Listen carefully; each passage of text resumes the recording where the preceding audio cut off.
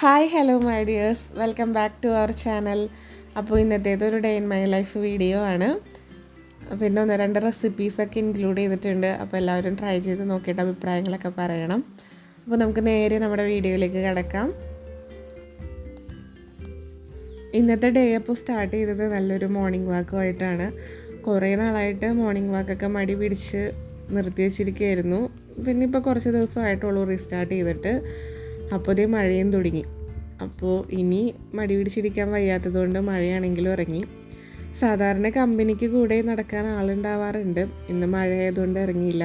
അപ്പോൾ ഒറ്റയ്ക്ക് അങ്ങനെ മഴയൊക്കെ എൻജോയ് ചെയ്ത് രാവിലെ ഒരു വാക്കിന് പോയി.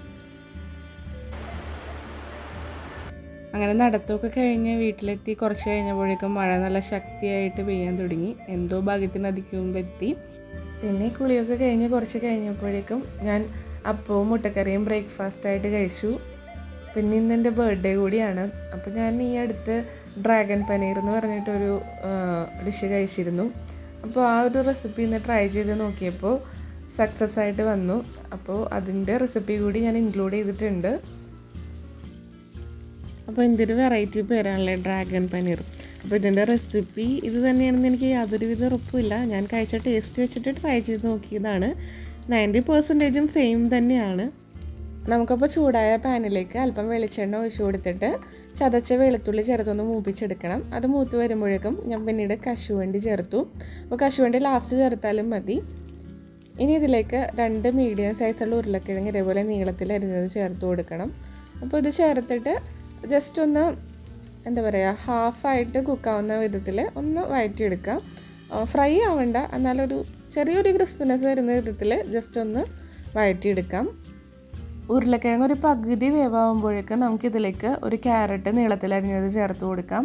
അപ്പോൾ ഞാനൊരു വലിയ ക്യാരറ്റ് ഇതേപോലെ നീളത്തിലരിഞ്ഞിട്ടാണ് ഇട്ട് കൊടുത്തിട്ടുള്ളത്. ഈ സമയത്ത് നിങ്ങളുടെ കയ്യിൽ ക്യാപ്സിക്കം ഉണ്ടെങ്കിൽ ക്യാപ്സിക്കം കൂടി ചേർത്ത് കൊടുക്കാം. അപ്പോൾ ക്യാപ്സിക്കത്തിൻ്റെ ആ ഒരു പച്ച കളർ കൂടി വരുമ്പോൾ കറി മൊത്തത്തിൽ നല്ലൊരു കളറാകും. അപ്പോൾ എൻ്റെ ക്യാപ്സിക്കം ഇല്ലാത്തതുകൊണ്ട് ചേർത്തിട്ടില്ല. അപ്പോൾ ഇതോടൊപ്പം തന്നെ നമുക്ക് അരിഞ്ഞു വെച്ചിട്ടുള്ളൊരു സവാളയും ഒരു 2-3 പച്ചമുളക് നിങ്ങളുടെ എരിവിനനുസരിച്ച് പച്ചമുളകും കൂടി ചേർത്ത് കൊടുക്കണം. ഇനി ഇതെല്ലാം കൂടി ചെറുതായിട്ടൊന്ന് വഴറ്റിയെടുക്കണം. ഒരുപാട് വഴറ്റി കുഴഞ്ഞു പോകരുത്. നമുക്ക് ഈ ക്യാരറ്റൊക്കെ കടിക്കാൻ കിട്ടണം. ആ ഒരു കൺസിസ്റ്റൻസിയിൽ വഴറ്റിയെടുക്കുക. ജസ്റ്റ് ഒന്ന് വഴറ്റിയാൽ മതി. ഉരുളക്കിഴങ്ങ് ഈ ഒരു ഹാഫ് കുക്കായിട്ടാണല്ലോ ഇപ്പോൾ നമ്മൾ ബാക്കി വെജിറ്റബിൾസ് ഇട്ടത്. അപ്പോൾ ഈ ഒരു എൻ്റയർ കുക്കിംഗ് കഴിയുമ്പോഴേക്കും ഉരുളക്കിഴങ്ങ് നല്ലപോലെ വെന്തിട്ടുണ്ടാവും. ഉരുളക്കിഴങ്ങ് പച്ചക്ക് കടിച്ചാലും വലിയ സുഖം ഉണ്ടാവില്ലല്ലോ. പക്ഷേ ക്യാരറ്റൊക്കെ അതിൻ്റെ ആ ഒരു ടെക്സ്ചർ മാറാതെ ജസ്റ്റ് ഒന്ന് കടിക്കാൻ കിട്ടുന്ന വിധത്തിൽ കുക്ക് ചെയ്തെടുക്കാം. ഇനി ഇതിലേക്ക് നമുക്ക് സോയ സോസ് ചേർത്ത് കൊടുക്കാം. ഇതിപ്പോൾ ഒരു 1.5-2 ടേബിൾ സ്പൂണോളം ഉണ്ടാകും. സോയ സോസ് ചേർത്ത് ജസ്റ്റ് ഒന്ന് മിക്സ് ചെയ്തതിന് ശേഷം ഇനി ടൊമാറ്റോ സോസ് ചേർക്കണം. സോയ സോസ് എന്തായാലും ചേർക്കണം, എന്നാലാണ് ആ ഒരു ടേസ്റ്റ് വരുള്ളൂ. ഇനി ടൊമാറ്റോ സോസ് ഒരു 2-3 ടേബിൾ സ്പൂൺ ആഡ് ചെയ്ത് കൊടുക്കാം. നമുക്ക് കറിക്കൊരു മധുരം കിട്ടുന്ന വിധത്തിൽ ആഡ് ചെയ്യാം. 1 മിനിറ്റിന് ശേഷം നമുക്കിതിലേക്ക് പനീർ ചേർത്ത് കൊടുക്കാം. അപ്പോൾ പനീർ ഒന്ന് സെപ്പറേറ്റ് ഫ്രൈ ചെയ്തിട്ട് ചേർക്കുകയാണെങ്കിൽ നല്ല സോഫ്റ്റായിട്ടിരിക്കും. ഞാൻ ഡയറക്റ്റായി ചേർത്തത്. അപ്പോൾ നിങ്ങൾ എന്തായാലും സെപ്പറേറ്റ് ഒന്ന് ഫ്രൈ ചെയ്തിട്ട് ചേർത്താൽ കുറച്ചുകൂടി സോഫ്റ്റായിരിക്കും. പിന്നെ എരിവിനായിട്ട് കുരുമുളക് പൊടിയും മുളക് പൊടിയാണ് ചേർക്കുന്നത്. അപ്പോൾ ഓരോരുത്തർക്ക് വേണ്ട ഇതിനനുസരിച്ച് ആവശ്യാനുസരണം ചേർത്ത് കൊടുത്താൽ മതി. പിന്നെ വെജിറ്റബിൾസിലേക്ക് ഞാനൊരല്പം ഉപ്പ് ചേർത്തിട്ടുണ്ടായിരുന്നു. സോയ സോസിന് ഓൾറെഡി ഉപ്പുള്ളതുകൊണ്ട് അതൊന്ന് മനസ്സിൽ വെച്ചിട്ട് നമ്മൾ ആവശ്യത്തിന് ഉപ്പ് ചേർത്ത് കൊടുക്കാം. അവസാനമായിട്ട് കുറച്ച് മല്ലിയിലയും പിന്നെ ഒരു അല്പം കശുവണ്ടി കൂടി ബാക്കിയുണ്ടായിരുന്നു, അതുകൂടി ചേർത്ത് അടച്ച് വെച്ച് കുക്ക് ചെയ്തെടുക്കാം. നമ്മുടെ സോസൊക്കെ ജസ്റ്റ് ഒന്ന് ഡ്രൈ ആയി വരുന്നത് വരെ ഒരു 10 മിനിറ്റ് കുക്ക് ചെയ്താൽ മതി. അത്രയേ ഉള്ളൂ. വളരെ സിമ്പിളായിട്ടുള്ള റെസിപ്പിയാണ്. ഈ ഒരു കറി ചപ്പാത്തി, നാൻ, പൊറോട്ട, പിന്നെ അതേപോലെ തന്നെ നമ്മുടെ ഫ്രൈഡ് റൈസിനും പുലാവിനൊക്കെ നല്ലൊരു കോമ്പിനേഷനാണ്. അപ്പോൾ ഇതുവരെയും കഴിക്കാത്തവരും വീട്ടിൽ ട്രൈ ചെയ്ത് നോക്കാത്തവരൊക്കെ തയ്യാറാക്കി നോക്കിയിട്ട് ഫീഡ്ബാക്ക് അറിയിക്കണം. നമ്മുടെ ചില്ലി പനീറിൻ്റെ വകയിലൊരു ബന്ധുവായിട്ട് വരും, എങ്കിലും അതിലും ടേസ്റ്റ് ഇതാണ്. അപ്പോഴേക്കും എനിക്കൊരു ഗിഫ്റ്റൊക്കെ ആയിട്ട് എൻ്റെ അമ്മ എത്തി. അപ്പോൾ ഇതെൻ്റെ ലൈഫിലെ 30th സീസണിലെ ഫസ്റ്റത്തെ എപ്പിസോഡാണ്. 20s കടന്നു പോയൊരു പോക്കെ എത്ര പെട്ടെന്നായിരുന്നു. എന്തായാലും ഹാപ്പി ബർത്ത്ഡേ ടു മീ. ഹസ്ബൻഡിന് അപ്പോൾ ജോബ് റിലേറ്റഡ് ആയിട്ടുള്ള ഒരു ആവശ്യത്തിന് പുറത്തേക്ക് പോകേണ്ടതുണ്ടായിരുന്നു. അപ്പോൾ കേക്കൊക്കെ ലഞ്ചിന് മുൻപേ കട്ട് ചെയ്തു. പിന്നെ ബ്രദറാണ് കേക്ക് കട്ടിങ്ങിൻ്റെ വീഡിയോ ഒക്കെ എടുത്തു തന്നത്. അപ്പോൾ അടുത്തതായിട്ട് ലഞ്ചിന് വേണ്ടി പ്രിപ്പയർ ചെയ്ത ബിരിയാണിയുടെ റെസിപ്പിയും കൂടി ഇതിലേക്ക് ചേർത്തിട്ടുണ്ട്. അപ്പോൾ ഇതിന് ബിരിയാണി എന്നും പറയാൻ പറ്റില്ല, ഫ്രൈഡ് റൈസ് എന്നും പറയാൻ പറ്റില്ല, രണ്ടിൻ്റെയും കൂടി ഒരു ഹൈബ്രിഡ് വെർഷൻ എന്ന് വേണമെങ്കിൽ പറയാം. അപ്പോൾ ഫസ്റ്റ് തന്നെ പാനിലേക്ക് ഒരല്പം നെയ്യും വെളിച്ചെണ്ണയും കൂടി ചേർത്ത് നമുക്ക് സവാള ഒന്ന് വറുത്തെടുക്കണം. അപ്പോൾ ഒരു 2 സവാള തീരെ കനം കുറച്ച് അരിഞ്ഞിട്ട് ഒരു ഗോൾഡൻ ബ്രൗൺ ഷെയ്ഡ് ആവുന്നത് വരെ ഒന്ന് ഫ്രൈ ചെയ്തെടുക്കാം. ഇനി സെയിം പാനിലേക്ക് തന്നെ ഗ്രേറ്റ് ചെയ്തിട്ടുള്ള ഒരു ക്യാരറ്റും ഒരല്പം ക്യാബേജും കൂടി ചേർത്ത് ജസ്റ്റ് ഒന്ന് സോട്ട് ചെയ്തെടുക്കാം. അതിനുശേഷം വേവിച്ച് വെച്ചിട്ടുള്ള ഗ്രീൻ പീസ് കൂടി ചേർത്ത് ഒന്ന് മിക്സ് ചെയ്ത് മാറ്റി വയ്ക്കാം. ഇനി റൈസിലേക്ക് ചേർക്കാനായിട്ട് എഗ്സ് ഒന്ന് സ്ക്രാമ്പിൾ ചെയ്തെടുക്കാം. അപ്പോൾ 2 എണ്ണം എടുത്താൽ മതിയാകും. അപ്പോൾ ലാസ്റ്റായിട്ട് നമുക്കിനി അല്പം നെയ്യ് ഒഴിച്ചിട്ട് അതിലേക്ക് കശുവണ്ടിയും കിസ്മിസും ചേർത്തൊന്ന് റോസ്റ്റ് ചെയ്തെടുക്കാം. അപ്പോൾ ഇതുകൂടി കഴിഞ്ഞിട്ടുണ്ടെങ്കിൽ നമ്മുടെ റൈസിലേക്ക് വേണ്ട എല്ലാ ഐറ്റംസും റെഡി ആയിട്ടുണ്ട്. പിന്നെ നമുക്ക് വെജീസിൻ്റെ കൂട്ടത്തിൽ ബീൻസും ക്യാപ്സിക്കവും വേണമെങ്കിൽ ആഡ് ചെയ്യാം.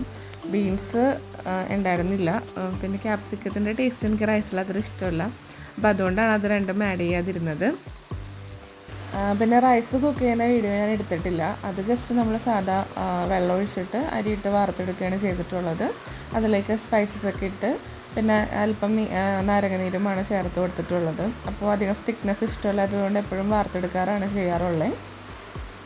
ഇനിയപ്പോൾ നമുക്ക് റൈസ് സെറ്റ് ചെയ്യാം. അപ്പോൾ സെയിം പാനിൽ തന്നെ ഫ്ലെയിം ഒന്ന് സിമ്മിലിട്ടിട്ട് അല്പം റൈസ് ഇതേപോലെ ഒന്ന് ചേർത്ത് കൊടുക്കാം.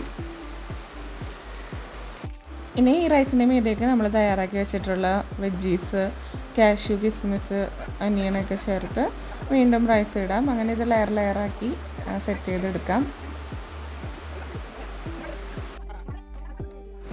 ഫൈനലി ടോപ്പ് ലെയറിൽ വെജീസ് ഒഴികെയുള്ള ബാക്കി ഒനിയൻസും കിസ്മിസും അതേപോലെ തന്നെ ഒരല്പം മല്ലിയിലേക്ക് ഇട്ട് ജസ്റ്റ് ഒന്ന് ഗാർണിഷ് ചെയ്യാം.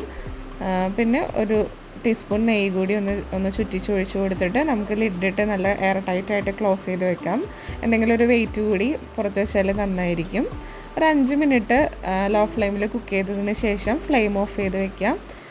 പിന്നീട് നമ്മൾ സെർവ് ചെയ്യുന്ന നേരത്ത് ഓപ്പൺ ചെയ്താൽ മതി. അപ്പോഴേക്കും നമ്മുടെ ദമ്മൊക്കെ നല്ല അടിപൊളിയായിട്ട് സെറ്റായി നല്ല സൂപ്പർ ടേസ്റ്റി ആയിട്ടുള്ള റൈസ് റെഡി ആയിട്ടുണ്ടാവും.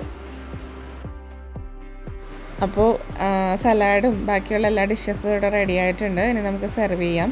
അപ്പോൾ അതിന് തന്നെ റൈസ്, പിന്നെ നമ്മുടെ ഡ്രാഗൺ പനീർ, അഡീഷണലായിട്ടൊരു ചിക്കൻ കറി കൂടി വെച്ചിരുന്നു. ഞാൻ പിന്നെ ചിക്കൻ കഴിക്കാത്തത് കൊണ്ടാണ് ഡ്രാഗൺ പനീർ വെച്ചത്. പിന്നെ പിക്കിള്, സലാഡ്, പപ്പടം, ഇതായിരുന്നു നമ്മുടെ ഇന്നത്തെ ലഞ്ച് മെനു. പിന്നെ ഞങ്ങളെല്ലാവരും ലഞ്ച് കഴിച്ചു. അതിനുശേഷം കുറച്ച് നേരം കിടന്നുറങ്ങി. ഇതൊക്കെ തന്നെയായിരുന്നു ഇന്നത്തെ ദിവസത്തെ വിശേഷങ്ങൾ. അപ്പോൾ വീഡിയോയെക്കുറിച്ചുള്ള അഭിപ്രായങ്ങളും നിർദ്ദേശങ്ങളൊക്കെ കമൻറ്റ് ചെയ്യുക. ഇഷ്ടപ്പെട്ടിട്ടുണ്ടെങ്കിൽ ലൈക്ക് ചെയ്യുക. പിന്നെ ഇതേപോലത്തെ വ്ളോഗ്സൊക്കെ ഇഷ്ടമാണെങ്കിൽ നമ്മുടെ ചാനൽ സബ്സ്ക്രൈബ് ചെയ്യുക. ഇനി ഇങ്ങനത്തെ വീഡിയോസൊക്കെ ചെയ്യാമെന്ന് വിചാരിക്കുന്നു. അപ്പോൾ അത്രയൊക്കെ ഉള്ളൂ. Thank you for watching. Keep supporting. അടുത്തൊരു വീഡിയോയിലൂടെ കാണുന്നത് വരേക്കും ബൈ.